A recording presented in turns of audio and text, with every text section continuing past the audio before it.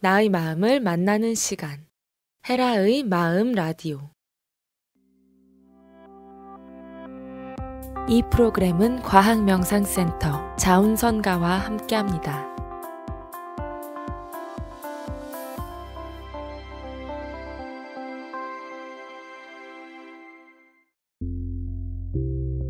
제27화 특별대담. 삶과 죽음을 이야기하다.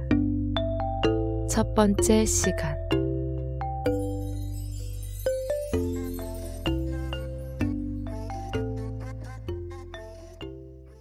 하나님과의 마음 라디오 특별 대담 첫 번째 시간이고, 주제는 삶과 죽음에 대하여입니다. 주제가 좀 무겁게 느껴질 수 있지만 헤라님과 삶과 죽음에 대해서 정말 재미있고 가볍고 유쾌하고 판타스틱한 그런 대화를 나눠보려고 합니다. 삶과 네. 죽음에 대해서 네. 무겁지 않게 네. 삶과 죽음이 사실은 네. 그렇게 에고 입장에서 볼 때는 엄청 드라마틱하고 큰일 같지만 사실은 본래 입장에서는 재미거든요. 네. 둘 다. 네. 그리고 우리가 이 삶을 사는 데 있어서 죽음이 없다면 재미가 없기 때문에 있는 거예요. 죽음도 삶이 있어야 의미가 있는 거고. 네. 그래서 우리 수미님이랑 오늘은 재미있고 좀 유쾌하기까지는 아니지만 깊이 있는 네. 대담을 하도록 하겠습니다. 헤라님은 어렸을 때 그 제일 처음으로 뭔가 죽음이라는 걸 인지했던 때가 언제세요? 내가 어렸을 때는 제가 그 괴산에서 살았습니다. 괴산에서 살아서 아주 어렸을 때 그 당시에는 상여라는 게 있었어요. 네. 상여가 있었어요. 이렇게 배옷을 입고 누가 죽으면 거기다 시신을 싣고 이렇게 친척집도 돌아다니면서 이렇게 막 구슬픈 노래를 불렀어요. 막 제가 어린 시절에 약간 들은 거라 크게는 기억이 안 나는데 이제 가면 언제 오나 막 이렇게 막 되게 슬픈, 그러니까 어린 제가 들어도 너무 슬픈 노래인데 저희 집 옆집에 빨간 대문집 방앗간집에 그 엄마가 죽었어요. 근데 걔가 나랑 동갑이었는데 어느 날 걔가 오더니 우리 엄마 이제 다시는 못 온다고. 그리고 그 엄마가 가는 상여 뒤를 근데 얘가 막 춤을 추면서 갔어요. 왜냐하면 어른들이 우리 엄마가 이제 좋은 데 갔다, 천국에 갔단다 하면서 얘는 춤을 추고 막 이러는데 마음은 너무 슬프고 어른들은 그 슬픈 노래 부르고 걔랑 둘이 춤을 추면서 상여를 따라갔던 기억이 있어요. 그때 뭔가 굉장히 자유롭고 죽음이라는 게 천국에 갔다고 하니까 이제 고통이 없대 우리 엄마는 이러는데 편안하게는 느껴지는데 굉장한 이별의 서러움, 슬픔 그런 걸 굉장히 느끼고 죽음이 뭔가 한편으로는 두려운 거죠. 이제 다시는 너 엄마 못 봐? 이렇게 얘기하면서 너무 무섭고 우리 엄마 아빠도 언젠가 죽는데 나도 우리 엄마 아빠 못 봐? 하면서 너무 에고가 두려웠어요. 너무 두렵고 그러면서도 뭔가 날마다 살면서 괴로운 건 있으니까 아이도 느낍니다. 나는 느꼈거든요. 괴롭지 않고 막 천국에 가는 거야? 행복한 세상에 가는 거야? 막 이런 마음도 있고 그게 처음으로 제가 죽음을 접했던 기억이에요. 저는 어렸을 때 그렇게 뭔가 죽음을 경험한 적이 한 번도 없었는데 자려고 누워있으면 그런 생각이 드는 거예요. 이 삶이 끝나면 그냥 나 혼자 어떤 영원한 어둠 속에 갇히게 되나? 그러면 그 영원한 고독의 느낌? 너무 두려웠던 기억이 있었던 것 같아요. 삶이 왠지 꿈 같다고 느껴지면서 갑자기 잠에서 딱 깼는데 엄마 아빠가 그냥 사라지고 사실은 내가 우리 엄마 아빠라고 느꼈던 사람들이 다 그냥 어떤 꿈속의 환상이었을 뿐이어서 진짜 엄마 아빠는 다른 사람이면 어떡하지? 막 그런 두려움을 되게 많이 느꼈던 것 같아요. 죽음도 못 받아들이니까 삶도 못 받아들이고 계속 괴로워했던 거네. 네. 삶과 죽음이 하나라는 거를 많은 사람들이 깨달으면 안다고 하잖아요. 네. 근데 그게 간단한 거야. 그냥 삶을 삶대로 인정하고 죽음은 죽음대로 인정하고 받아들이면 되는 문제인데 이 삶을 인정하기 괴로우니까 죽음을 생각하는데 죽음도 인정하는 게 너무 무서워. 뭔지 모르거든. 에고는 자기가 경험하지 않은 거에 대해서는 굉장한 공포를 느껴요. 뭔가 이렇게 굉장히 두려운 게 있을 거라고 생각하죠. 그 에고의 두려움이지. 수민이도 그랬던 거지. 뭔가 어마어마한 두려움. 죽음에 대해서 많은 에고들이 환상을 갖고 있어요. 어마어마한 두려움으로. 삶이 괴로워서 차라리 죽고 싶어. 이런 분들도 가끔 봤는데 그런 분들도 사실은 죽음에 대해서 완전히 인식하고 있다면 죽지 않을 거예요. 어차피 죽음이란 삶의 또 연장선상인데 그걸 모르고 그냥 이 삶을 못 받아들이니까 죽음에 대해서는 아무 생각이 없이 그냥 가버리는 거지. 우리는 어차피 끝나지 않는 존재인데 에고만 한시적일 뿐 우리의 의식은, 우리의 본래는 늘 영원히 변함없이 있었고 앞으로도 있고 소멸되지 않는 에너지거든요. 네. 삶은 그중에 작은 조각 같은 꿈인데 그걸 그냥 꿈으로 받아들이고 내가 그 고통도 기쁨도 받아들이면 되는데 그걸 못하는 거지. 그래서 죽음으로 가지만 또 그렇게 죽음으로 간 영혼은 죽음을 받아들이지 못하기 때문에 그래서 이제 윤회라는 말이 생긴 거예요, 사실은. 완전히 마음으로 받아들이지 않으면 그 윤회란 게 근데 많은 분들이 생각하듯이 뭐 내가 지렁이로 태어나고 뭐로 태어나고 그러지 않아요. 우리는 어차피 본질이 마음인 존재거든. 네. 그래서 삶 속에서 내가 해결되지 않은 에너지를 갖고 죽음으로 가면 그 마음 에너지를 죽고 나서 육체가 없어도 잠재의식은 있기 때문에 거기서 또 해결해야 돼요. 내가 언젠간 받아들여야 돼. 그걸 어떻게 받아들여야 돼요? 그러면 육체가 없는데. 육체가 없는데 내가 마음으로 그게 소멸될 때까지 계속 그거를 느껴야 되겠죠. 그러다가 그 에너지 자체가, 이 육체라는 게 있으면 이 육체를, 예를 들면 뭐, 기생하는 거지, 육체. 그래서 육체에 붙어서 이렇게 뭔가 에너지를 자꾸 증폭시키고 먹고 사는데, 죽음이라는 곳으로 가면 몸이 없기 때문에. 근데 그 몸도 사실은 없는 게 아니라 있잖아요? 이게 무덤에 묻으면, 그 몸이 다 썩어서 완전히 흙으로 돌아가기까지 네. 시간이 걸리고 완전히 흙으로 돌아가도 거기에는 있잖아요. 네. 이게 잠재의식은 먼지톨 하나에도 일미진중함시바 우주를 담고 있죠. 그렇죠? 그러니까 나는 끝없는 희노애락을 계속 반복해서 느끼면서 죽은 후에도 계속 느끼고 있는 거예요. 단 차이라면 현실에선 몸이 있기 때문에 표면의식이 뇌의식이 살아있어요. 그래서 그거로 내가 고통 겪는 나를 보고 있는 거지. 하지만 죽고 나서는 그 표면은 사라졌잖아요.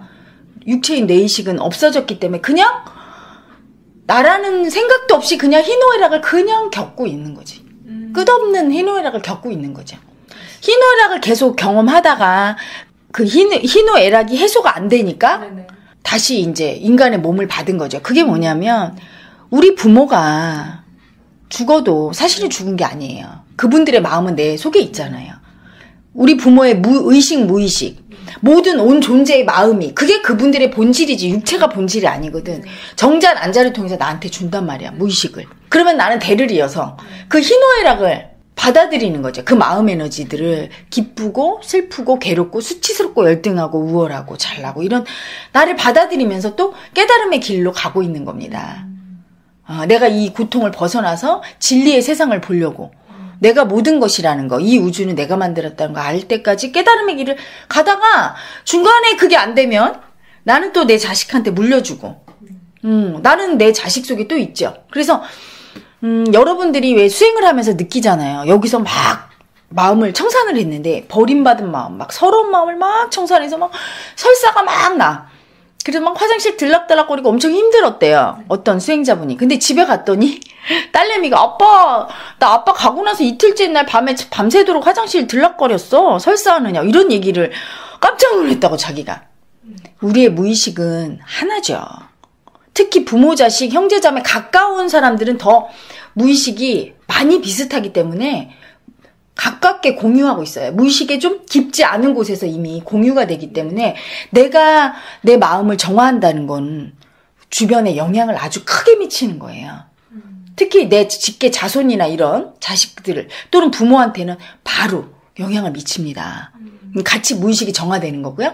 그만큼 그분이 살아있든 죽어있든 우리 아버지가 나로 인해 내가 나의 무의식에 준 그 마음은 아버지 마음과 내 마음은 하나거든. 근데 내가 수행을 하다 보면 내 무의식이 정화되면 편해지잖아요. 수민이도 편해졌잖아. 수행하면서 그치? 그러면 그 편해진 만큼 엄마 아빠도 편해졌거든. 그러면 엄마 아빠가 비록 만약에 못 깨닫고 죽어도 그 괴로움의 정도는 살아있을 때나 죽어있을 때나 사실은 괴로움의 강도 똑같아요. 육체가 있고 없고 이게 나라고 인식하느냐 못하느냐의 차이뿐이지. 그런데 그 괴로움이 줄어드니까 죽어서도 괴로움이 줄어드는 거고 사실은 죽어있는 부모도 내 몸 안에 그 마음이 남아있어서 희노애락을 반복하고 있거든요. 그래서 내가 수행을 한다는 거, 내 무의식을 정화한다는 건 죽은 우리 엄마 아빠조차도 편하게 한다는 거고, 그걸 불가에서는 천도제의 개념으로 얘기를 하더라고요. 그러면 거기서는 근데 이제 천도제는 죽은 사람을 불러다가 이렇게 편안하게 하게 한다, 이런 의미인데, 진짜 완전한 천도는 자기와 부모가 하나임을 알고, 무의식에서 하나임을 알고, 그의 마음, 내 속에 와 있는 그의 무의식을 내가 내 마음으로 인정해서 정화를 할 때, 그 에고를 청산하게 되면 편안해지는 거죠. 이번에 왔던 수행자분 한 분도 자기가 이제 그 미움의 에고가 세서 무의식 속에 그 미움의 에고가 너무 많이 올라온대요. 그래서 그 미움의 에고를 막 청산을 했더니 그 미움의 살기라고 하죠. 살기는 여러분이 많이 오해하시는데 뭐 사람을 죽이고 뭘 이렇게 죽이는 거로 그게 아니고요. 자기의 마음, 기가 마음이거든요. 마음 에너지를 동양 철학에서 기라고 불러요. 그 기를 죽일 살, 기를 죽인다. 즉 마음 에너지를 죽이는 게 살기예요. 네. 자기 마음이 올라왔을 때 그걸 억누르고 죽이고 무시하고 인정을 안 해주는 거. 그게 살기죠. 그 살기가 사실은 어떻게 보면 진짜 육체의 그 물질의 생명체 죽이는 것보다 더 무서운 작용을 하는데, 많은 현대인들은 뭐 벌레 죽이고 사람 죽이고 이렇게 살생하는 건 나쁘다고 알지만 자기 마음을 얼마나 죽이고 사는지 그걸 몰라. 그게 엄청난 고통을 불러일으키는 죄인데 그걸 모르고 있죠. 그래서 그 살기가 엄청 올라와서, 살기가 올라오는 분들은 대부분 부모가한테 그렇게 당한 분이에요. 엄마 아빠가 예를 들어 수학 점수 100점 맞았어. 그러면 엄마 나 수학 100점 맞았지? 이렇게 하면 어구 우리 아들 이뻐라 이렇게 하면 기를 살려준다 이랬죠. 네네. 그 마음 에너지를 인정해서 행복해. 그래서 그 마음이 행복하게 만들어주면 얘는 훌륭한 사람이 되고 기가 살아서 세상에 나가서도 나 이렇게 잘났어 이렇게 할 수가 있어요. 근데 살기가 센 부모님들은 아이가 엄마 나 100점 맞았어. 그럼 니네 학교에 100점 맞은 애 몇 명이야? 전교생 반 이상이지? 네가 100점 맞을 정도면. 이런 식으로 애를 무시를 하고 그 마음에 기를 죽여요. 그게 얼마나 무서운지 모르니까. 더 노력하라는 뜻으로 한다고 하지만 사실은 그게 제 그 미움이거든, 마음에서. 그러면 얘는 기가 죽어. 기가 죽는다고 하죠? 그게 살기예요. 기가 죽어서 그렇구나. 나는 뭐 100점 맞아도 별 볼 일 없는 애야. 그러면 나중에 자라서 어른이 돼도 어디 가서 기를 못 피고 자기 소리도 못하고 그러면 그런 사람은 불행하죠. 불행하니까, 마음이 불행하니까 그 마음이 그 무의식의 세상을 창조해서 불행하게 사는 거야. 응? 그래서 이분도 그 살기가 세니까 기죽은 아버지한테 기죽은 살기를 막 푸는데, 아버지가 자기 기를 왜 죽였느냐 보니까 아버지도 할아버지한테 기가 죽고 자랐거든. 응? 기를 막 눌려서 자랐거든. 그러니까 아들한테 또 한 거예요. 그럼 수행을 한다는 건 사실상 정말 나라는 그 에고가 죽는 거니까. 그렇죠. 정말로 죽는 거랑 똑같은 느낌인 거네요. 똑같죠. 정말로 두려움 올라올 때는 죽을 것 같은 공포가 느껴지잖아요. 그게 가짜지만 에고 입장에서는 진짜거든요. 목숨이 끊어지는 그런 두려움이 오거든. 그래서 에고는 자기 모습을 안 보려고 해요. 이 수행을 누군가, 헤라님 수행을 정확하게 그냥 간단하게 설명해 주시면 어떤 건가요? 그러면 모든 에고는 수치예요. 수치스러운 에고의 목숨을 끊는 게 수행이라고 얘기하고 싶어요. 그런데 목숨을 못 끊는 이유가 있죠. 수치스러운 자기 모습, 에고의 모습 보는 게 너무 두려워요. 왜? 딱 보는 순간 죽어야 되는 걸 알아요, 에고는. 그래서 절대 안 보려고 해요. 수민이도 그랬을걸? 어린 시절에 엄마가 수민아 너 진짜 나쁜 아이야 하면서 너의 수치스러운 모습, 너 왜 오빠를 그렇게 대들고 너 나쁜 아이야 하면서 얘기할 때 그거를 맞아요 엄마 죄송해요 이렇게 꺾고 받아들이기 되게 힘들고, 왜 엄마는 나한테만 그래? 오빠한테 뭐라고 해야지 이렇게 반항했던 건 그런 수치스러운 나를 보는 게, 마음으로 보는 게 너무 두려운 거야. 보고 인정하는 순간 에고는 죽거든요. 그러니까 엄청난 두려움이 올라와요. 아이들이 부모님한테 혼날 때 반항하는 건 두렵기 때문이야. 에고가 죽어야 되니까. 근데 그게 죽어야 수치가 사라지고 수치 에고가 죽어야 편안해지는데 에고는 그걸 모르죠. 자기 모습 보는 게 너무 두려우니까. 에고의 목숨을 끊는 게 수행이니까 수행자는 사실은 용감해야 되고, 그 용감함에는 절실함이 용감함을 만드는 것 같아요. 절실하면 죽음도 안 두렵고 받아들이거든. 내가 기꺼이 스스로 결심해야 돼. 나의 수치스러운 에고의 목숨줄을 끊고 내 본래의 진리의 세계로 들어가겠다. 이런 초발심이 되게 중요하죠. 그래서 수행이란 에고의 목숨이 끊어지는 거. 그래서 다 필연적으로 자기 모습을 딱 보려고 할 때 에고가 그걸 인정하려고 할 때 엄청난 두려움이 올라오는 거예요. 그래서 보기가 힘들어요. 혜란이 그러면 에고는 왜 그렇게까지 수치심이라는 에너지에 대해서 그 거부감이 심해요, 원천적으로? 수치는 고통이니까요. 아까 혜란님이 그 얘기를 하셨잖아요. 자기의 수치스러운 모습을 보면 에고가 죽어야 되는 걸 안다고. 근데 그거는 수행자가 아니라 정말 어린 애들조차도 정말 자기가 수치스러운 걸 알면 확 그 에고가 죽잖아요. 근데 어떻게 해서 그렇게 되는 거예요? 그러니까 자기가 되게 수치스러운 존재라는 걸 알았을 때 왜 사람은 그냥 이렇게 수치스럽게 살아야지라고 생각하지 않고 그 모습을 버려야 된다는 걸 알아요. 그냥 본능적으로. 모든 에고는 사실은 그 안에 신성이니까요. 자기가 수치스러운 존재가 아니라는 걸 알고 있는 그 무언가가 있어요. 그게 본래인 거야. 신성. 자기는 수치스럽지 않고 완전하고 존엄하고 영원하고 죽음을 모르는 존재라는 걸 알고 있는 그 신성이 있기 때문에 수치는 가짜라는 걸 아는 거예요. 수치스러운 에고는 자기가 아닌 걸 아는 거야. 그래서 보는 순간 죽고 계속 수치스럽게 살아야지 하지 않는 거예요. 누구나 내면에는 끊임없이 본래로 돌아가려는 깨달으려는 마음이 있거든요. 우리 본래가 우리한테 몸을 만들고 이 삶을 준 건 이 삶을 통해서 자기의 수치스러운 에고를 보고 완전히 깨달아서 자기가 누군지 진리의 세계로 오라고 이 삶을 만든 거기 때문에 자기가 수치스러운 에고를 자기라고 믿는 반면에 내가 누군지 알고 있거든요. 이런 수치스러운 존재가 내가 아니라는 걸 너무나 알고 있기 때문에 계속 수치스럽게 살아야지 이렇게 생각 안 하는 거예요. 그냥 너무 괴로워서 안 보려고 거부를 할 뿐 보는 순간 이미 다 죽고 꺾어지잖아요. 그게 바로 인간은 누구나 내면에 신성이 있다는 증거예요. 아주 어린애들조차 알잖아요. 그렇죠? 그게 존엄한 신성이고 모든 걸 아는 존재라는 반증인 거예요. 그렇구나. 그래서 자기가 신성인 걸 아는 순간 꺾는 순간 알아요. 꺾고 에고가 딱 소멸되는 순간 굉장히 행복하고 평화롭고 잠시의 평화를 맛보죠. 인정할 때. 인정하지 않으면 계속 괴로움을 겪죠. 에고가 살아남아서. 수치스러운 에고가 자기를 인정하면 소멸되면 편안해지지만 그렇지 않고 내가 인정을 안 하고 계속 반항할 때는 그 수치스러운 에고 상태로 살아야 되죠.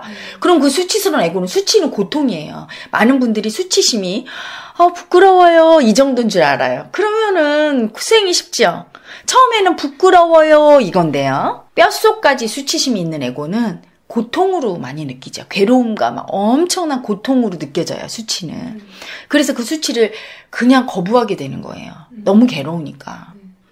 그런데 그 괴로움이 이제 사라지면 편안해지고.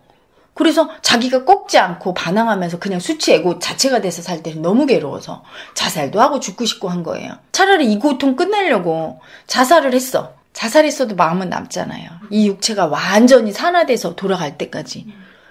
그러니까 수백 수천 년간 고통을 겪는 거지 그냥. 희노애락을 그냥 계속 고통을 겪는데 이제 머리로만 모르는 거죠. 표면 의식으로만. 그 마음은 완전히 소멸되기 전에는 늘 존재해요. 삶과 죽음은 그냥 육체를 벗었거나 입었거나 이 차이밖에 없는 거예요. 많은 사람들은 육체를 중심으로 생각하니까 내가 육체가 끝나면 모든 게 끝난다고 생각해요. 그렇지가 않거든. 마음이 중심이기 때문에 내가 깨달은 상태에서는 살았어도 죽은 거고 죽었어도 살은 거예요. 하지만 깨닫지 않은 상태에 있어서는 그냥 괴로움의 수치덩어리지. 살아서도 이 육체를 가졌어도 괴롭지만 죽고 나서도 마음은 있기 때문에 걔가 계속 나를 자극하고 괴로움을 계속 느끼죠. 표면 의식만 사라졌을 뿐.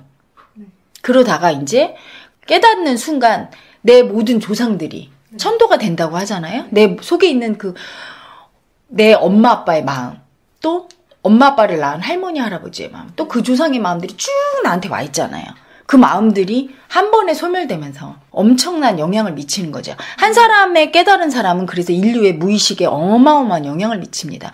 위로 올라가다 보면 그 뿌리는 하나이기 때문에 인류가 깨어나는 이 시대에는 아마 수많은 깨달은 사람들이 나와서 그래서 인류 무의식이 정화되는 거예요. 깨달은 성각자들이 나오면서 무의식이 아주 크게 정화되고 다른 사람들도 전부 이 길에 동참하게 되죠. 더 이상 인류는 죽음을 두려워하지 않게 되고 오직 사나 죽으나 내 무의식의 이 고통인 수치 에고를 이거를 어떻게 정화하는가 없애는가 내가 인정하고 여기서 벗어나는가 거기에 집중하게 될 거예요. 괴로움이 영원하다는 걸 알면. 죽고 싶은 마음에 대해서 나쁜 마음이라고 생각을 많이 해서 그 마음을 피했는데 죽고 싶은 마음이 결국에는 제 수치 에고가 죽고 싶은 그렇지 그렇지 너무 괴로우면 죽고 싶잖아. 그러니까 이 수치 에고가 수치로 막 살면서 이 괴로움이 끝나고 싶다 하냐. 그래서 사람들이 선택하는 게 뭐 육체의 목숨만 끊으면 이 고통이 끝나나 보다 이렇게 되는 거지 간단하게. 사실은 이 마음의 수치의 괴로움에서 벗어나고 싶은 거잖아. 간단한 거야. 보면 돼 자기 수치를. 못 보는 거지 그치? 그래서 죽고 싶은 마음은 다른 식으로 얘기하면 자기의 수치의 에고를 벗어나고 싶고 그 얘기는 딴 말로 하면 깨닫고 싶은 마음이지. 그래서 내가 이제 수행자들을 많이 지도하다 보면 죽고 싶어서 온 사람들이 많아요. 굉장히 삶이 이게 뭔가 허무하고 그리고 돈도 있고 지위도 있는데도 막 너무 죽고 싶고 괴롭고 돈과 지위나 물질과 상관없거든 마음의 괴로움은. 수치가 심할수록 괴롭고 그 수치가 너무 심해지면 현실의 상황도 안 좋게 만들어지고 거기서부터 벗어나고 싶으니까 자기도 모르게 본능적으로 인간 내면의 본성, 신성이 발현이 돼서 내가 수치로부터 벗어나서 괴로움으로 벗어나야 죽고 싶지 않고 희망으로 살 수 있고 그러려면 마음 공부를 해야 되겠구나. 내 수치 에고를 봐서 그 목숨을 끊게 하는 마음 공부로 가야지 하면서 자기도 모르게 이제 여기 수행터로 오게 되는 거지요. 그러니까 죽고 싶은 에고가 나쁜 아이가 아닌 거야. 살게, 얘를 어떻게든 편하게 살게 하고 싶은 귀여운 아이지. 걔가 나빠서 너 죽어 이런 게 아니고 너 이렇게 괴롭지. 응? 빨리 네 수치 에고 죽이자. 빨리 죽고 얼른 너 편안해지자. 걔는 너 가짜야. 요걸 알려주는 아이기 때문에 그 마음이 올라오시는 분들은 우리 견성회원님들 중에도 그래요. 그 마음이 올라오면 막 도망다니면서 나쁘다고. 걔를 인정해줘야지. 그래 죽고 싶구나. 내 수치를 좀 보자. 이렇게 받아들여주면 인정하면 됩니다. 죽고 싶은 에고를 내가 인정했는지 안 했는지는 죽고 싶어하는 사람을 볼 때 알 수 있어요. 누군가 죽고 싶어하는 사람이 내 옆에 와서 나 죽고 싶어 막 이렇게 얘기할 때 너무 믿고 거부감 들고 안 보고 싶어. 그렇거나 아니면 너무 무서워 얘가 이렇게 죽고 싶다는 게 진짜 죽으면 어떡하지 하고 막 두려움이 올라오면 내가 그 죽고 싶은 에고를 수치 주면서 안 보고 있는 거예요. 죽고 싶은 마음을 나한테 얘기할 때 그렇구나. 네가 얼마나 힘들면 죽고 싶겠냐. 에휴 힘들었지? 나한테 얘기해봐. 그래서 받아줄 수 있고 죽고 싶은 마음을 같이 깊이 공감해 줄 수 있고 그 죽고 싶은 아이의 수치를 같이 느낄 수 있으면 내가 걔를 그래도 인정한 사람이에요. 그런데 그 죽고 싶은 에고를 인정 안 했을 때는 밖에서 뭐 죽고 싶어 하는 사람, 자살하는 사람 얘기를 들었거나 이럴 때 막 굉장히 두렵고 거부감이 들거나 또는 죽고 싶다고 나한테 와서 이렇게 하소연을 할 때 듣기 싫거나 너무 두려워서 피하거나 할 때는 내가 무의식 속에 죽고 싶은 에고를 아직도 인정 안 한 겁니다. 그거 알아차리시면 돼요. 그러니까 제가 항상 되게 엄마가 이제 뭔가 엄청 제 눈에 이제 약간 수치스러우신 모습을 하면 엄마한테 막 이렇게 했던 게 결국에는 그 엄마의 수치 에고에 대한 그 저니까 내 수치를 갖다 없애고 싶었는데 참 아이러니한 게 수행에서는요 똑같은 에고잖아. 엄마 수치가 막 올라서 수치스러운 짓을 하는 엄마를 볼 때 나도 공명에서 똑같은 수치가 올라왔을 때는 힘의 논리로 볼 때 못 죽여요. 왜? 오직 수치 에고가 죽는 건 딱 하나밖에 없어요. 마음을 인정받을 때 죽거든. 근데 마음을 인정할 수가 없어. 내가 똑같은 마음이 올라와 있으니까. 부딪혀서 싸울 뿐이에요. 내가 이 수치 에고가 청산이 됐을 때 이게 나야 수치스러운 네가 나야 하고 인정하고 이 에너지가 그래서 소멸됐을 때 그 목숨줄이 끊겼을 때 엄마의 수치 에고를 봐도 화가 안 나요. 화가 안 나거나 안 나고 두렵지도 않아요. 그냥 수치스러운 엄마를 보여. 근데 그 엄마가 수치 때문에 고통 겪는 게 보여. 그러니까 그때 자비심이 나와요. 측은지심이 나와. 사랑이 나와. 그래서 엄마가 그런 모습 보이니까 내가 화가 난다. 또는 불쌍하다. 서럽다. 어떤 표현이든 이렇게 표현을 할 때 나는 이미 그걸 받아들였기 때문에 엄마의 에고가 기꺼이 죽죠. 수치 에고가. 내가 공부된 만큼만 남을 가르칠 수 있는 게 그거예요. 남을 도와줄 수 있는 게. 그거 엄마의 수치야 하고 막 화를 내면서 얘기한다고 받아들이는 게 아니라 내게 청산이 돼야 엄마의 그 수치 애고를 자비심으로 볼 수 있어요. 사랑으로 볼 수 있어. 그때 이제 엄마의 애고가 기꺼이 죽는 거죠. 가르침으로 죽는 게 아니고. 그래서 가족의 수행이 굉장히 중요해요. 가족이 수행하면 많이 도와줄 수 있지. 그런 거 얘기도 해줄 수 있고. 또한 가족이 수행하면 더 힘든 건 뭐냐면 세게 올라오죠. 공명에서. 애고가. 그렇죠? 같은 애고니까. 가족끼리는 유전인자가 같기 때문에 공명을 많이 합니다. 관념이. 그래서 아주 세게 올라와요. 그러니까 막 난타전을 벌이게 되고 어떤 경우는 아니요 헤라님 어떻게 수행하고 더 남편이랑 부모 애들이랑 더 싸워요. 이게 뭐냐면 같은 애고가 올라와서 못 알아차리는 경우거든요. 근데 그 부딪히는 자체가 또 공부되는 거예요. 에너지끼리 부딪히면서 소멸될 때 막 일시적으로 그런 거예요. 저는 그래서 그런 분들한테 이렇게 얘기해요. 치열하게 싸우고 또 용서하고 미안하다고 하고 치열하게 싸우고 반복하세요. 이렇게 얘기해요. 에너지 자체가 센데 금방 알아차려서 훅 버릴 수 있는 에너지가 아니거든요. 그래서 막 갈등할 때 이미 그게 그 에너지 자체가 깨지고 있는 거고 갈등하다가 한 템포 쉬어서 미안해 용서해줘 하고 또 쉬었다가 다시 또 올라오면 갈등하고 하다 보면 어느새 몇 년 지나면 무의식 속에 그 애고가 정화되면서 소통이 잘 될 날이 와요. 깨닫기 전까지는 항상 그 과정을 거칩니다. 부딪힘이 온다는 건 애고가 있다는 거잖아요. 그렇죠? 애고가 하나도 없으면 걸림이 없잖아. 그래서 부딪히지 않기를 바라지 마시고 부딪혔을 때 내 애고라는 걸 인정하는 게 중요하죠. 모든 애고는 수치 애고잖아요. 그래서 딱 부딪혔을 때 어떻게 하냐면 내가 죽는 걸 원하지 않아요. 모든 애고는. 상대를 수치 주면서 네 탓이지? 네가 수치스러운 짓을 했어. 이렇게 얘기합니다. 공격을 하게 돼 있어요. 내 수치를 안 보고. 그럴 때는 어때요? 둘이 수치가 더 공명해서 이게 끝없는 싸움이 되는 거예요. 근데 내 수치를 내가 인정하고 미안해. 내 열등이의 수치야. 이렇게 내가 꺾고 인정을 하면 내 수치도 죽지만 상대도 자기를 보게 돼요. 내가 상대를 보면 상대는 나를 보고 서로 지적질을 하게 돼 있고 끝없는 싸움의 연속이고 그 가리키는 손가락을 나를 가리켜서 나를 보면 상대도 자기를 보게 돼 있어요. 나는 항상 상대의 거울이고 상대도 나의 거울이니까 또한 상대가 자기를 보면 나도 어느 순간 나를 보게 되겠지. 싸움은 둘이 다 서로를 못 보기 때문이에요. 한 사람만 자기를 봐도 나머지는 보거든요. 그러다 보면 수치는 둘 다 소멸이 되죠. 그 과정을 겪어가는 게 이제 수행이에요. 죽음에 대해서 이해를 하니까 어떻게 꺾는지를 약간 알 수 있을 것 같아요. 그러니까 제가 되게 수행을 하면서 꺾는 게 되게 힘들었던 게 저는 워낙 그 죽음에 대한 근원적인 거부감이 너무 심하니까 조금만 누가 수치를 지적해도 내가 이걸 받아들이면 죽어야 된다는 거에 대한 두려움이 있으니까 무조건 반항심을 엄청 올렸던 것 같아요. 그 착각이지 애고가. 죽는다는 건 육체가 죽는 건 아무 영향이 없어요. 육체 죽어도 마음은 그냥 있다니까. 마음으로 죽는 게 진짜거든. 그런 애고가 생각하는 그런 죽음은 없어요. 그래서 우리는 꺾을 때 날마다 죽음을 경험하는 거야. 그게 착각이죠. 내가 이게 죽는다고 생각이 올라오고 너무 두려워요. 허망한 허상에 사로잡혀 있는 거예요. 사실은 딱 그때 애고가 꺾을 때 그 애고의 명줄, 목숨줄이 끊어지면서 수치가 애고가 죽고 편안해져. 그러니까 그럴 때는 이제 육체가 살아있어도 그만큼 편안해지고 죽어도 이제 그만큼 편안해지는 거죠. 삶과 죽음은 옷 갈아입는 거와 같은 거예요. 육체 옷을 입고 있는 거냐 아니냐 그 차이밖에 없는 거지. 본질은 변함이 없어. 그걸 두려워할 게 아니에요. 자기 수치를 못 봐서 끝없이 고통을 겪을 것인가. 빨리 수치를 보고 얼른 애고가 죽음을 기꺼이 받아들여서 수치로부터 벗어나서 내가 만든 이 세상을 진리의 세상을 보고 편안해질 것인가의 선택인 거지. 애고가 생각하는 죽음은 없다는 걸 아는 게 중요한 거죠.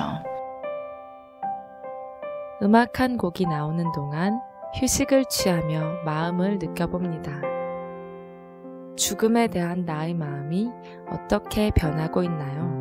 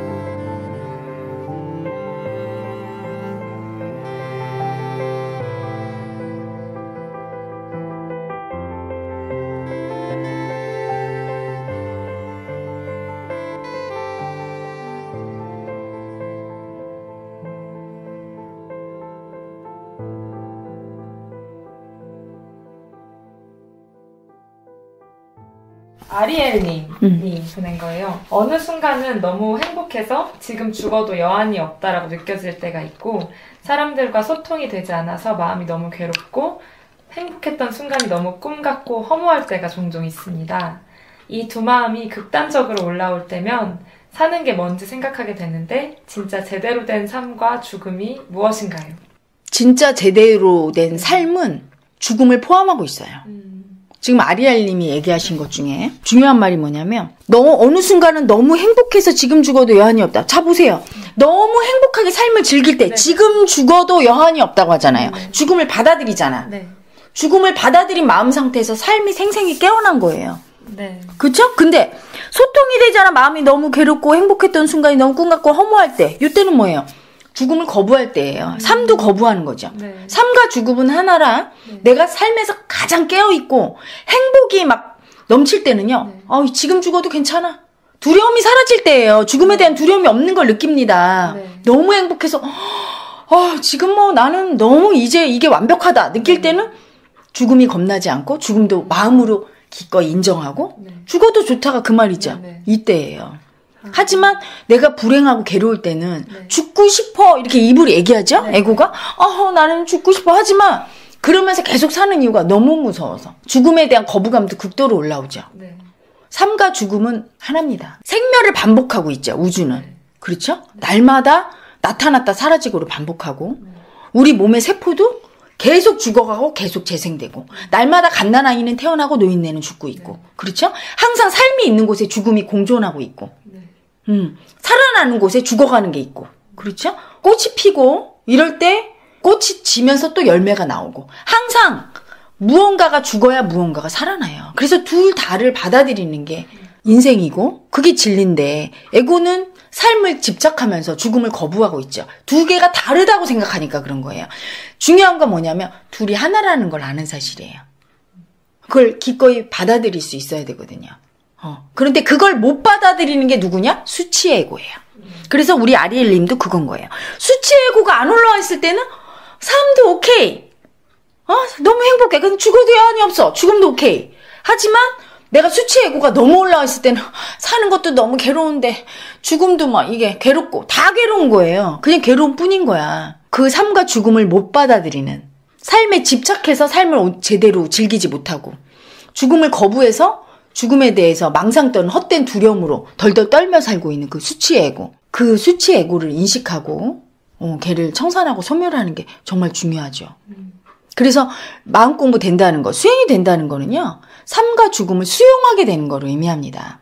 삶을 진짜 온몸으로 수용하고 죽음도 수용하면서 날마다 삶과 죽음이 교차하는 순간들을 자기 안에서 목도하고 밖에서도 그걸 보고 깨어있는 그 상태로 가는 거예요.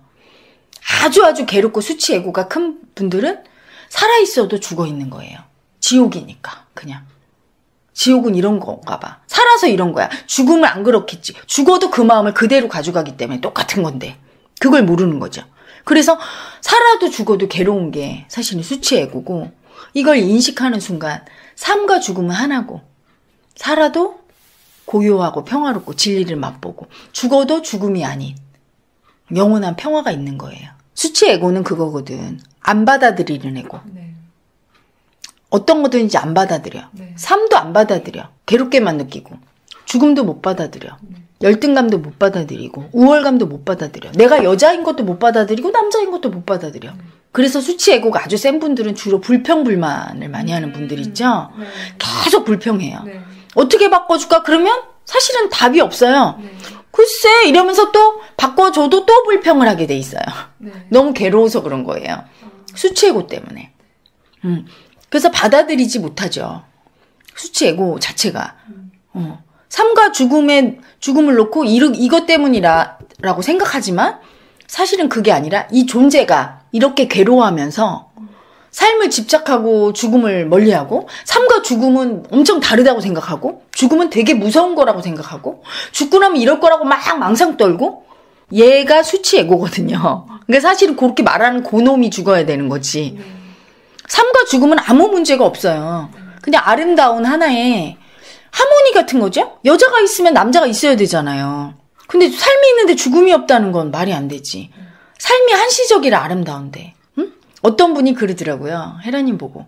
헤라님은 영원히 안 죽을 거죠. 늙지도 않고. 그래서 아니? 나 늙을 거야. 이쁜 할머니도 해볼 거야. 나는 젊은 여자만 해보기 싫어. 우아하고 늙은 예쁜 할머니를 하면 꼬맹이들이 와서 나한테 안길 때 느낌이 다를 거야. 젊은 여자일 때랑 애들이 할머니한테 안길 때 더 포근하지 않니? 나는 그런 포근한 할머니도 되고 싶고, 그리고 아주 우아하고 멋진 카리스마 넘치는 나이든 여자도 되고 싶어. 나이 들어서 머리가 하얘서 멋진 스승님 하면 그거에 더 멋있을 것도 같고, 그리고 반드시 죽을 거야. 육체를 버리고 죽었을 때 사람은 가장 아름다워. 언젠가 시간이 흘러서 10년 후에 헤라라는 여자가 죽고 10년 후에 제자들이 헤라를 생각할 때 그 마음은 너무 아름다울 거야. 기억 속에 그렇게 남는 것도 멋진 거고. 그래서 죽음은 아름다운 건데 왜 죽음을 경험을 안 하려고 그래? 삶이 아름다우면 죽음도 아름답지. 이렇게 얘기해줬는데 얼마나 마음으로 받아들였는지는 모르겠어요. 그런데 놀라운 건 저도 사실은 이 마음 공부하기 전에는 내가 공부만 돼봐라. 깨달으면 절대 죽지도 않고 난 늙지도 않을 거야. 나는 내 그 죽음에 대한 두려움에서 벗어나야지. 죽음에 대한 두려움에서 벗어나는 건 안 죽는 거라고 생각했어요. 그걸 몰랐기 때문에. 근데 제가 이 공부하면서 점점 제 자신이 이렇게 변하는 자신을 받아들였어. 죽음을 좋아하게 되고, 좋아한다는 표현은 어폐가 있는데 긍정적으로 삶의 한 부분처럼 삶과 죽음이 하나로 내가 이렇게 받아들이고 그걸 하나의 아름다운 내 존재가 바뀌는 현상으로 받아들이고 그것도 체험해보고 싶고 다 받아들일 수 있다는 거는 그 죽음에 대한 두려움이 소멸될 때, 그 소멸되는 건 죽음이 무섭지 않아요. 뭐 이런 게 아니고 죽음에 대한 이해가 깊어지는 거지. 이 육체가 실제가 아니라는 거. 마음이 진짜고, 그래서 육체의 죽음과 삶은 별 의미가 없고, 내 마음이 육신이라는 옷을 입고 와서 살다가 이걸 벗어버리는 게 죽음이라는 거를 내가 알게 되면서 죽음에 대한 이해가 달라진 거지. 달라지면서 죽음이 두려운 게 아니라 어떻게 보면 아름다운 거고, 우리 엄마 아빠가 옛날엔 죽어서 서운하고 서럽고 못 봐서 그랬는데 지금은 죽어서 추억으로 내 가슴에 남아서 어떤 부분은 아름답기도 하고, 현실에 육체가 없이 내가 언제든지 느끼고 만날 수 있구나. 이렇게 안 다음부터는 더 이상 이별도 아름다운 어떤 현상이지 그게 괴롭고 고통스럽지 않다는 걸 알았거든요. 그래서 그 죽음에 대해서 보는 시각이 많이 바뀌었죠. 공부하고 나서. 기억나는 시점이 있으세요? 뭔가 죽음이나 이런 거에 대해서 마음이 확 바뀌었던 계기나. 나는 사실은 막 깨달음에 대한 정보를 많이 알고 시작한 사람이 아니에요. 가끔 보면 제자들 중에는 너무 대단한 분이 많아. 막 불가 공부를 하면 경전을 막 몇백 권, 몇천 권씩 읽은 분은 제가 강의하고 나면 막 해석을 해줘요. 헤라님이 한 말은 불교에서 이런 말이에요. 그럼 나 막 신기할 정도로 그런 깨달음에 대해서 되게 무지했거든요. 그래서 깨달음이 에고가 죽는다는 걸 몰랐어요, 나는. 내 자아가 죽는 거라는 걸. 그래갖고 그냥 수행을 했는데, 수행하고 한 3년쯤 된 어느 날이에요. 마트를 가려고 딱 나왔는데 어마어마한 두려움이 올라오면서 내가 그때까지만 해도 깨달음에 대한 엄청난 집착이 있었거든요. 딱 집착이 있었는데 여기서 딱 소리가 들리는 거예요. 마음의 음성이. 뭐라고 하냐면, 야, 깨달음은 너가 죽어야 돼. 네가 더 이상 헤라로 살 수 없어. 헤라의 마음, 그런 개성, 특성, 인격이 말살되는 거야. 그게 없어지는 거라고. 너라는 존재는 더 이상 너라는 존재, 마음으로 너를 느끼는 그런 존재는 이 세상에 존재하지 않게 되는 거야. 죽는 거라니까 내가? 너 그래도 깨닫고 싶어? 이렇게 음성이 들리는데 너무 무서웠어요. 그래서 그때가 최고 마장이었어. 뭐냐면 그때 진짜 진지하게 내가 이 길을 갈 것인가 말 것인가 고민을 했으니까요. 얼마나 무서운지 안 깨닫는 게 나을 것 같고, 수치 에고 입장에서 죽는 거니까 수치 에고가 생각하니까요. 내가 죽는다는 게 얼마나 편안해진다는 걸 모르고 죽음은 아주 공포스럽고 무서운 거로만 생각했으니까 그 당시는 왜 죽으면 큰일 나지. 그래서 제가 막 길거리에서 한 2시간 운 적이 있어요. 안 깨달을 수도 없고 깨닫고 싶은데 깨달으려면 죽는 데지.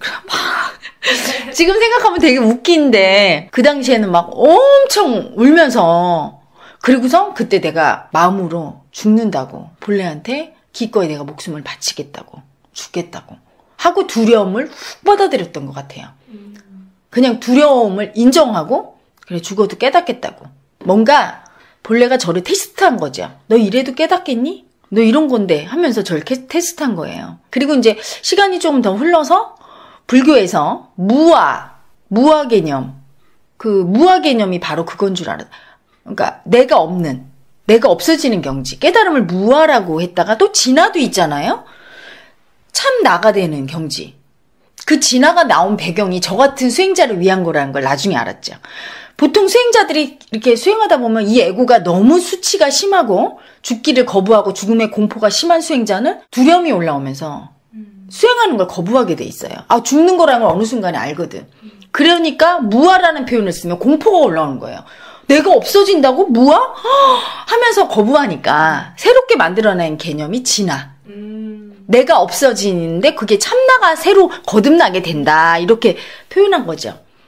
하지만 수행자가 진짜 깨닫고 싶은 분은요. 그렇게 두려움을 살짝 피해가는 진화로다가 가면 힘들죠, 수행이. 그냥 직공법으로 무아를 받아들여야 돼요. 내가 사라진다는 거.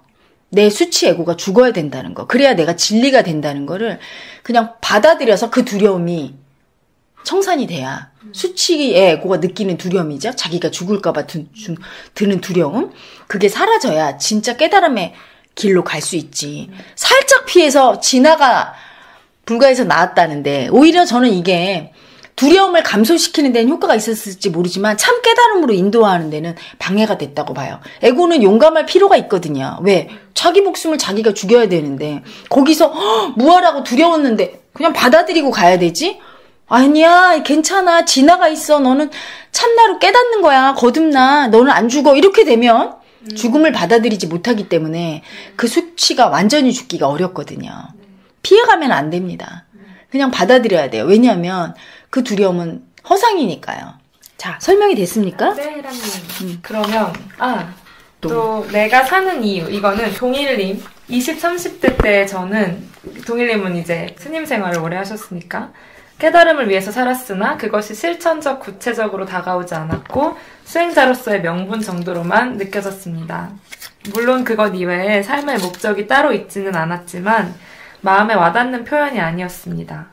그러다가 자원성과에 와서 세상 만물과 소통하고 사랑을 나누는 삶이 깨달음이라는 것을 알고 바로 이거구나라고 외쳤습니다. 제가 사는 이유는 세상 사람들, 더 나아가 세상 만물과 사랑을 나누는 삶입니다. 그것이 온전히 실천될 때 죽음은 또 다른 옷으로 갈아입는 것이라는 경전의 말씀을 마음으로 쉽게 받아들일 수 있을 것으로 기대합니다.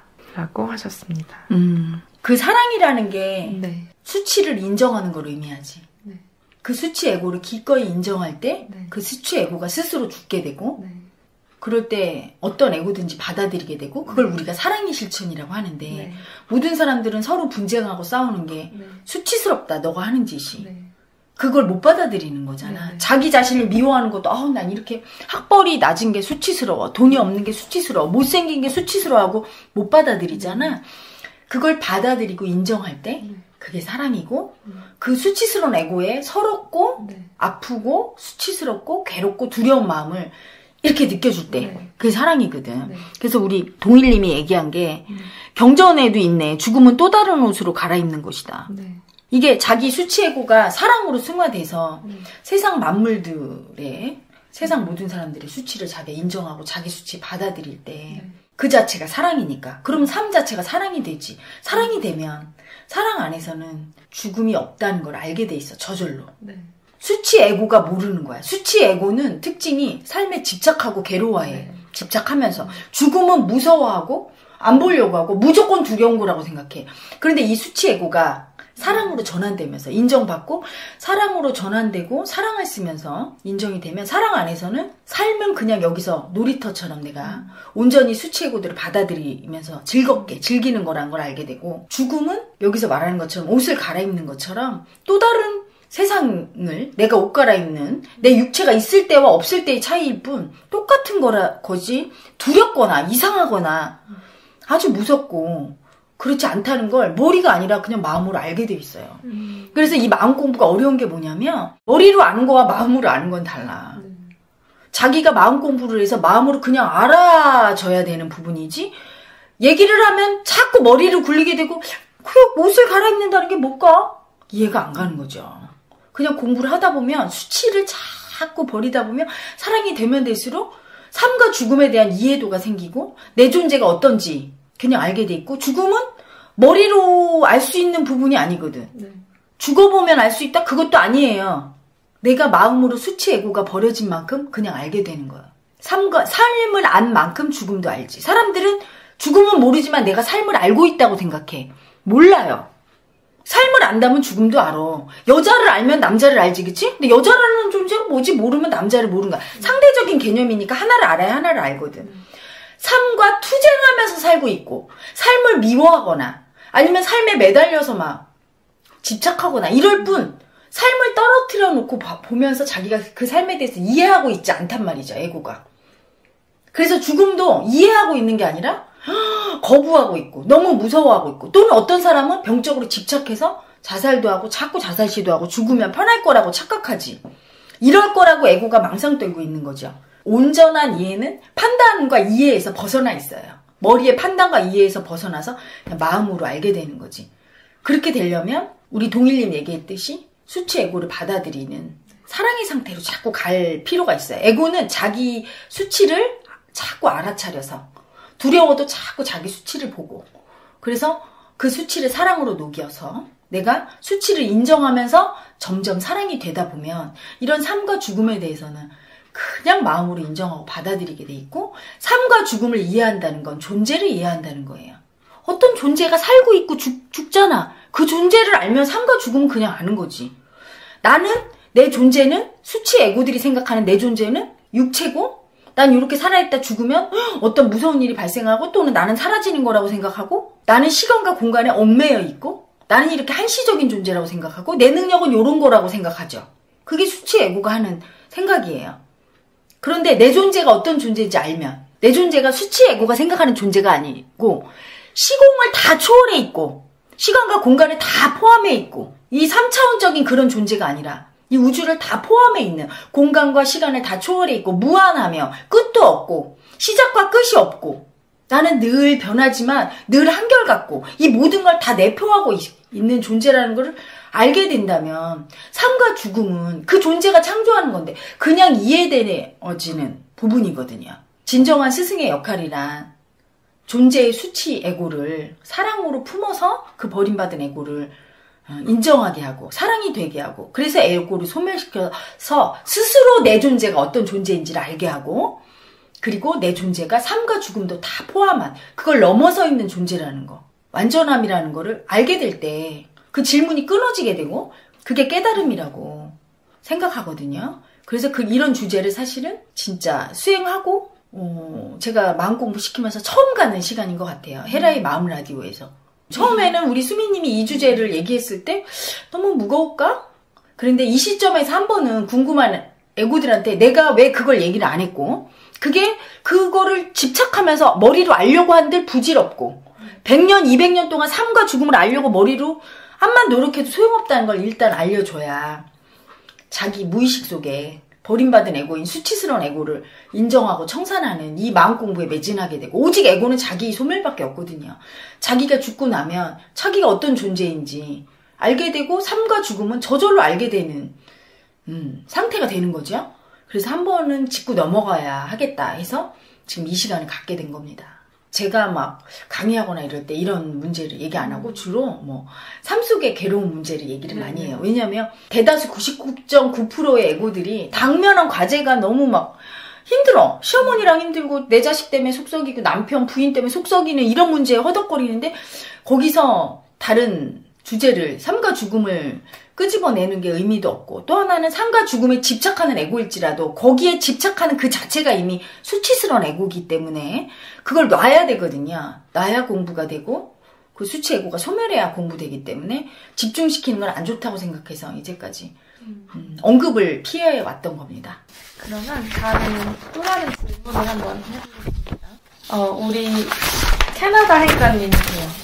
캐나다에 사시는 번역 일도 도와주시는 캐나다 행자님의 질문입니다. 아, 번역 일도 도와주면 대답을 잘 해줘야지.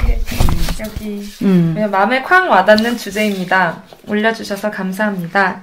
수행에 입문했을 때 전 수행을 통해 괴로움은 다 사라지고 즐거움만 느낄 거라 기대했는데 수행을 하며 괴로움은 더 진하게 느껴지고 즐거움과 감사함도 반대로 더 진하게 느껴집니다. 마치 산불 연기가 걷어지며 해가 더 뚜렷이 보이는 것처럼요.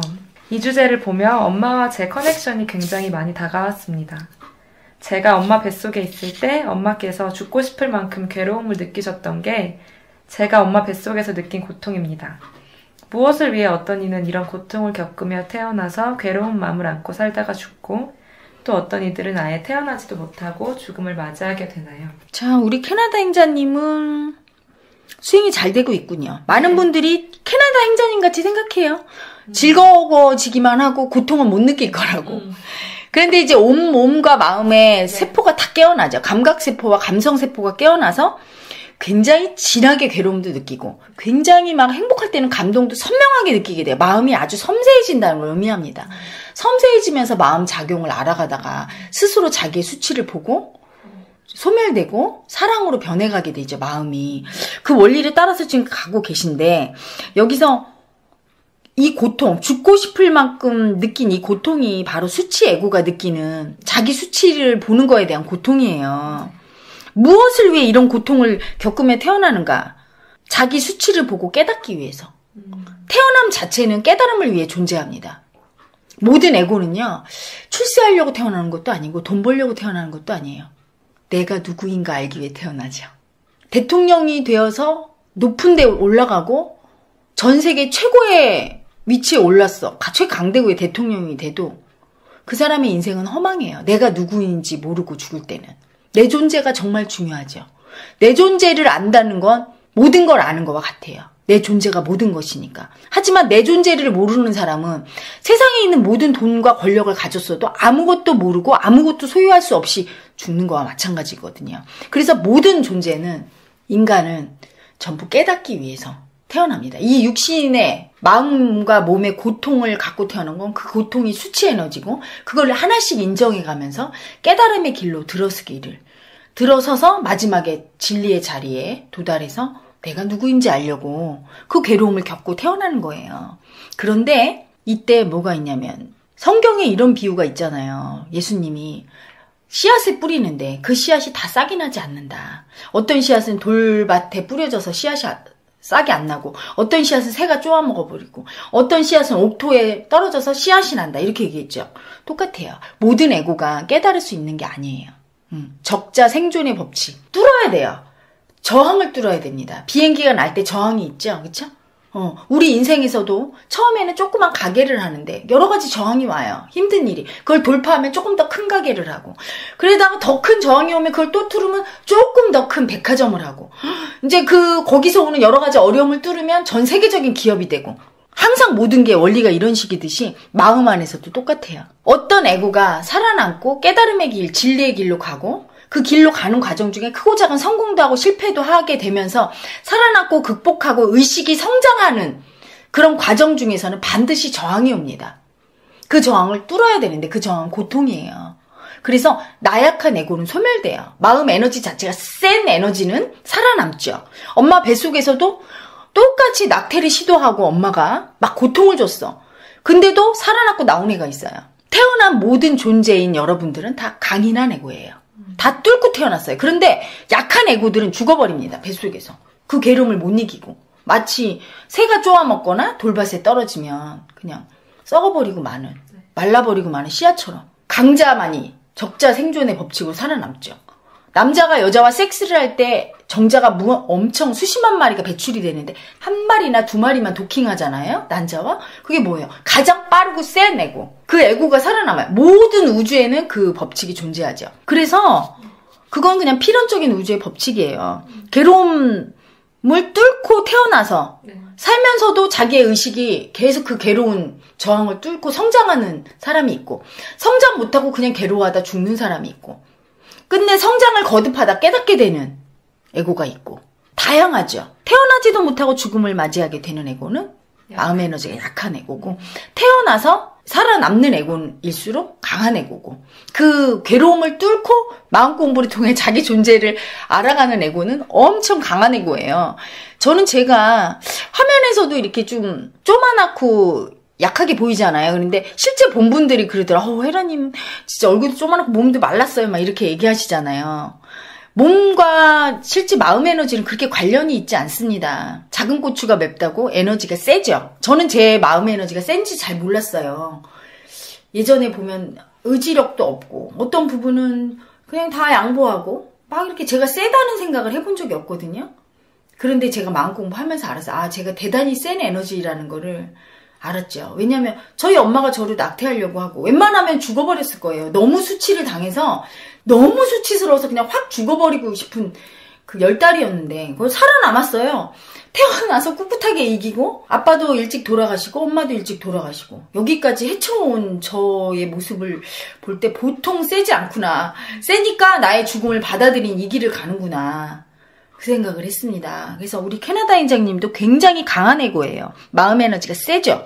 마음 에너지의 세기를 얘기할 때 긍정적인 거와 부정적인 거는 둘 다 포함하고 있습니다. 관념이 세다 하면 많은 수행자가 나는 정말 살기가 지독해서 공부가 느린가 봐 이렇게 생각하거나 나는 굉장히 훌륭하구나 이렇게 생각하거나 뭐 이럴 텐데 둘 다예요. 장점이 크면 단점이 크듯이 관념이 세다는 얘기는 뭐예요? 추진력과 성취력이 강하고 긍정적인 파워가 있는 반면에 부정적인 에너지도 굉장히 센 거예요. 수치 에너지가. 괴로움도 엄청 많이 겪는다는 얘기거든요. 좋다 나쁘다가 아니라 그냥 센 거예요.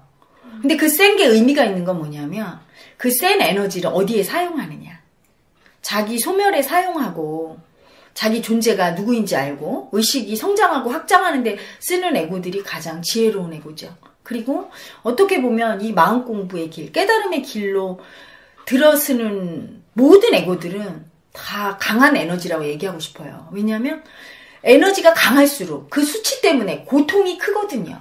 고통이 클수록 마음 공부의 길로 입문을 합니다. 왜 이렇게 괴로워? 입문을 하게 되고 마음 공부를 통해서 자기 자신의 에고의 목숨을 끊는 이 길에 강하지 않으면 기꺼이 자기 목숨을 내어놓고 이 길을 갈 수 없죠. 자기 수치를 보는 거는 너무너무 용감해야 되거든요. 겁쟁이는 못 가는 길인데 자기가 수치스러운 걸 기꺼이 인정하고 죽는 이 길에 들어서서 가고 있는 여러분들은 엄청 어마어마하게 센 에고고 수치와 고통도 강하지만 괴롭지만 엄청 위대하다고 얘기하고 싶어요. 끝내는 크게 깨달아서 인류의 무의식 정화에 크게 이바지하고 많은 분들을 도와줄 테니까요. 그래서 우리 캐나다 행자님한테도 꼭 얘기하고 싶어요. 그대는 아주 강한 마음 에너지고 강한 만큼 수치가 커서 괴로움도 클 것이고 저항이 크지만 또 기꺼이 에고의 목숨을 바치고 자기를 보는 이 길에 들어선 우리 캐나다 행자님은 용감한 사람이라고. 그리고 그대가 포기하지 않으면 반드시 깨닫게 될 거라고 얘기해주고 싶습니다. 지금까지 과학명상센터 자운선가와 함께했습니다. 마음에 대해 더 알고 싶은 분은 자운선가 홈페이지를 방문하거나 유튜브에서 자운선가를 검색하기 바랍니다. 무의식 치유 방송 헤라TV는 매주 월요일 밤 9시 유튜브로 여러분을 찾아갑니다.